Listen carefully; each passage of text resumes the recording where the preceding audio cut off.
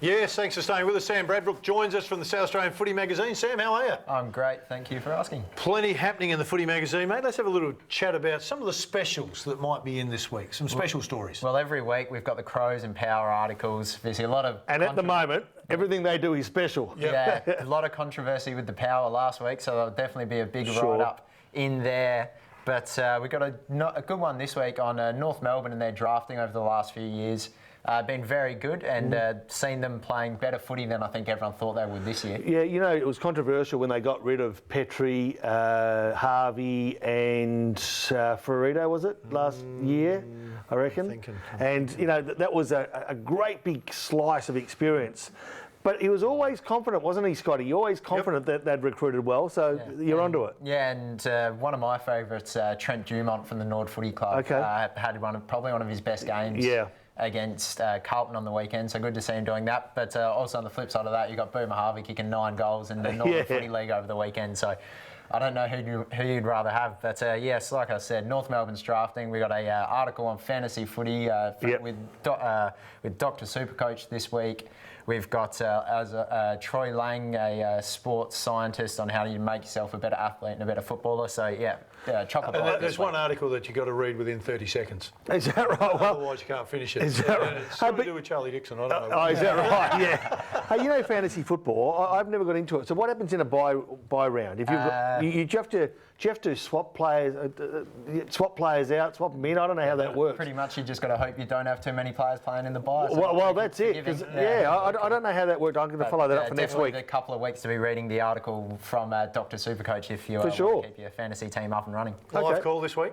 Yeah, live call this week like we do every week. Make sure you download the MixLR app and search for Adelaide Footy. So what is it? MixLR app on Play Store or Apple Store, whatever phone you've got.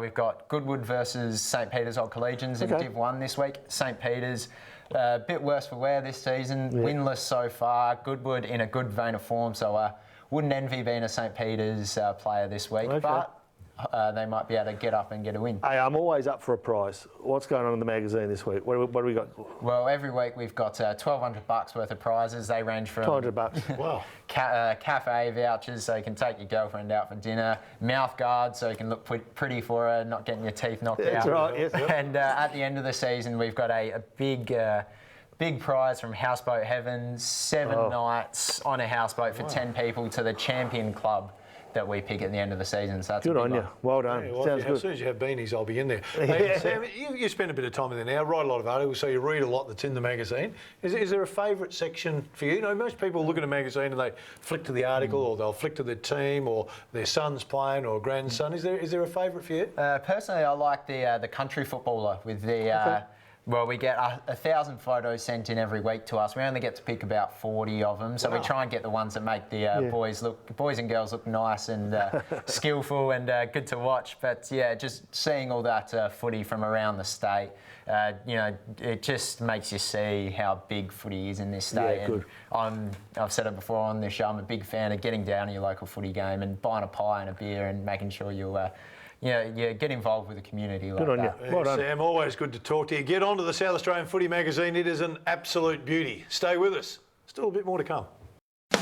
Yes, thanks for staying with us on the Sports Show, Poppy. Time to get to the AFL. Our man, Michael Bevo, in as always. Bevo, how are you? G'day, Smithy. Good to just called you Cage. You did, mate. So, I'm not offended by it, mate. It's okay. I've been called worse, mate, and I can get all that. Mate, again, an excellent tip last night. You tipped the Power Hawks game, so you're on a roll, one in a row. Bag, mate, one in a row. Friday night, let's get on with it, mate. Geelong up against the Crows. Simmons Stadium, 3-1. Crows haven't won there since 2003. Is it going to be any different tonight? This is going to be a huge one, Smithy. One of the games of the year, I reckon, so far. Last week we saw a cracker with Port and Geelong, of course, with the Cats getting over the line.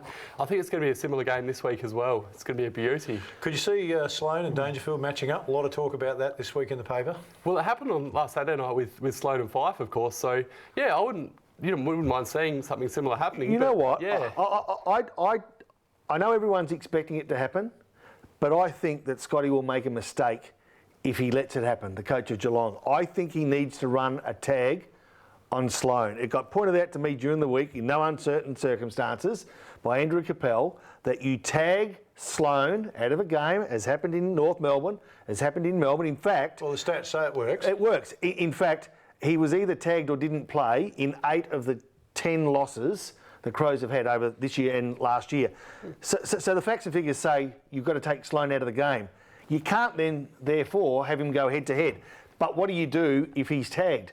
What do you do if Sloane's tagged? Do you have Sloane then tag Dangerfield while he's being tagged? I would. I think it's the only way, isn't it? Do you know why? Because it takes one of the defenders out of the game. So, well, that's my point. I think as intriguing as this contest is between the Crows and Geelong, the contest between Dangerfield and Sloane is just as important, because I think that's going to be the tipping point of the win. That's what I think.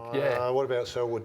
Well, I was going to say Selwood's coming off 29. So you can't tag 2 players. No, you can't. And I guess what do the Crows do with Selwood? It's no use tagging. He is what he is. He gives you 100% every single week. You've just got to wear him. And I'm not sure that the Crows have got a player hard enough, other than Sloane, to actually match him head to head.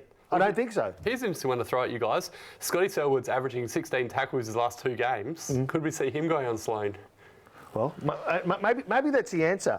But I think that's... No, Sloane's going to tag Dangerfield and Selwood. It's just going to confuse everyone. That's all right. How do you think it's going to play out, Bevo? Yeah, well, we saw the Crows last Saturday night. They were superb against Freo. In the wet as well, 5 goals, 9 to 1 goal in the first quarter. And they were spectacular. their first quarters have been such a problem for them this year as well. So the start they got off to, and from there they just didn't look back. And Freo were just, chasing Guernseys all night. And So you're going with the Crows? Yeah, well, I just think Geelong are so hard to beat over there, and the Crows are playing really good footy, but I feel as though that's the fortress for Geelong.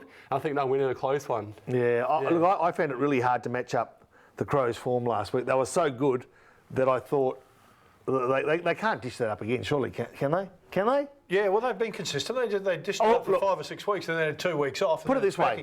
Put it this way. Are the Crows better than Port Adelaide? Yes. The Crows can beat Geelong this week. Yeah. The only difference is the ground. If you talk to the players, I've done a lot of research in the last couple of months trying to find out what the mystique of this stadium is. Yeah. Skilled Stadium now, Simmons Stadium, and they say it's the shape of the ground because it's long and narrow. That suits the style of game that Geelong plays. Now, whether that suits the Crows' free-flowing, handball, fast-attacking game, we'll find out, or whether that's easy to shut it down. So we'll get an idea. Okay, Gold Coast are in 16th spot, West Coast in 6th spot, playing at Metricon.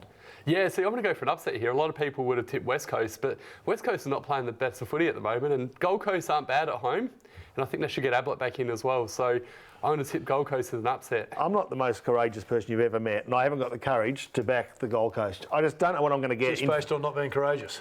That's good research there. Well, no, but I haven't got the courage to back Gold Coast. You can't do it with any...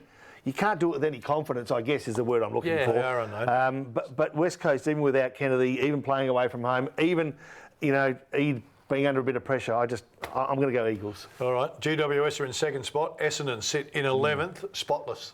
GWS, what a story. 26 fit players at the moment, Smythe, and they keep on getting the job done. Of course, they beat West Coast, who are so hard to beat over in Perth last weekend by 8 points. You just can't not pick GWS at the moment.